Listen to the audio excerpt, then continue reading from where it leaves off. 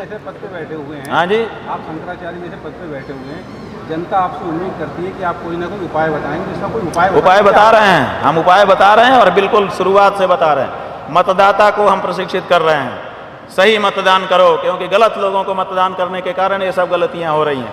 आप देखिएगा, इसी आने वाले चुनाव से राजनीति का परिवर्तन शुरू हो जाएगा। शंकराचार्य जी पहली बार मठ से निकल करके जनता के बीच में आए हैं और सीधे मतदाता से बात करना शुरू कर चुके हैं। देश में बहुत बड़ा परिवर्तन शुरुआत हो चुकी है।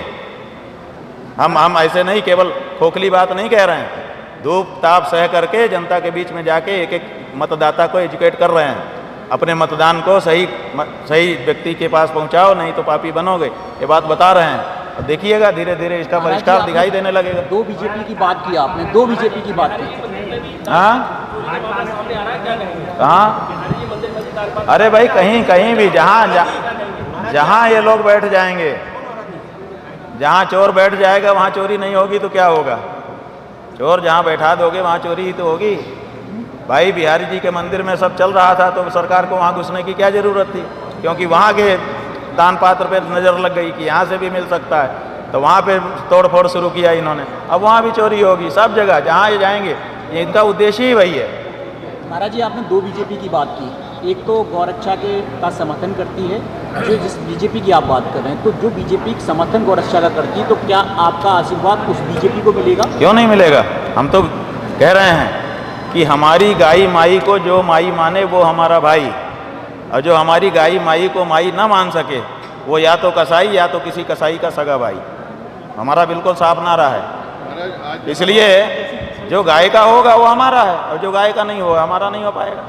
सर महाराज, हमें क्या लेना था कौन बीजेपी है, कौन कांग्रेस है, कौन सपा है? गौरक्षा कैसे संभव हो पाएगी? हाँ जी, गौरक्षा कैसे संभव हो पाएगी? गौरक्षा ऐसे संभव होगी कि जब नेता ऐसी पार्टियों को वोट देना बंद करेंगे जो उनका वोट लेकर के गौ हत्या जैसे मामलों को बढ़ावा देती हैं, तब गौरक्षा हो पाएगी। ऐसे नहीं हो पाएगी। अगर हम वोट देते रहेंगे तो वो तो मनमाना करते ही रहेंगे। हमने साफ साफ हिंदू सनातनियों को बता दिया है कि गौ माता की रक्षा के लिए अगला वोट करो। साफ बने हुए हैं, बनने के बावजूद भी स्लॉटर हाउस चला रहे हैं, उनको क्या कहेंगे आप? भाई उन्हीं को तो हटाना है कि एक तरफ आप गौ सेवक अपने आप को निरूपित करते हो, और दूसरी तरफ स्लॉटर हाउसों को आप सब्सिडी देते हो, लाइसेंस देते हो, उनसे चंदा लेते हो और गलबैयाँ करते हो। ये दोनों नहीं चलेगा।